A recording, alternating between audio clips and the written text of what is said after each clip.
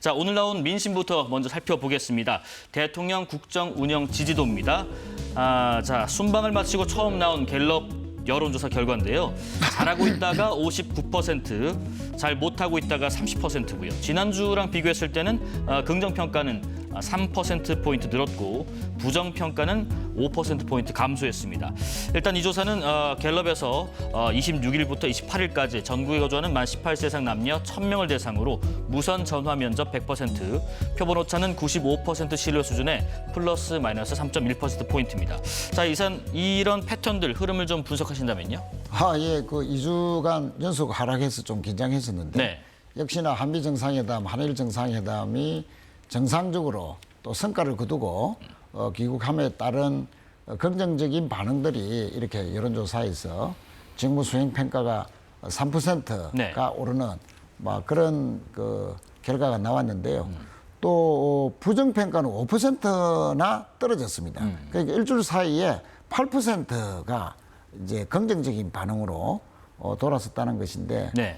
이것은 이제 작년 12월 3일 날 느닷없는 계엄으로 인해서 사실상 대통령이 불능인 상황에서의 우리나라 외교력이 상당히 저하됐고 정상 외교가 거의 펼쳐지지 못한 상황에서 예.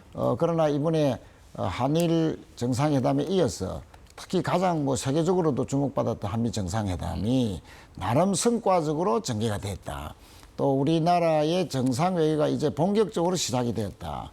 특히 트럼프 대통령과의 첫 정상회의에서 상호 간의 어떤 좋은 믿음감, 네. 신뢰감을 구축했다.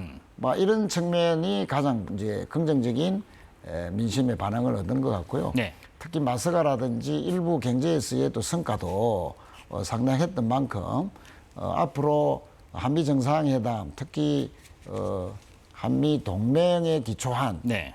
이 외교 관계가 더욱더 이제 긍정적으로 그 평화 구축과 함께 특히 이번에 그 김정은 초청에도 상호가 또 양 정상이 긍정적인 반응을 또 했지 않습니까? 네. 그런 것까지 포함한 기대감이 다 반영된 그런 여론조사의 흐름이 아닌가 이렇게 봅니다. 네, 물론 그 3%포인트 오르고 5%포인트 내리고 그 8% 격차도 있습니다만은 11% 정도의 유보 의견도 있다는 점 말씀을 드리고요. 정 의원님께서는 이런 흐름들을 어떻게 분석하고 계시는지요?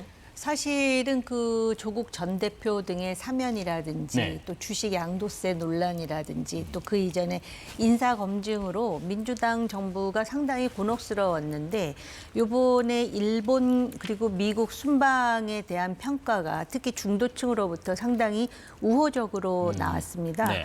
그런데 사실 이재명 대통령의 방일 방미를 보면은 실제로 외교 노선을 상당히 과거의 보수 정부가 해오던 외교 노선, 즉 실용주의 노선으로 방향 전환을 한 거거든요.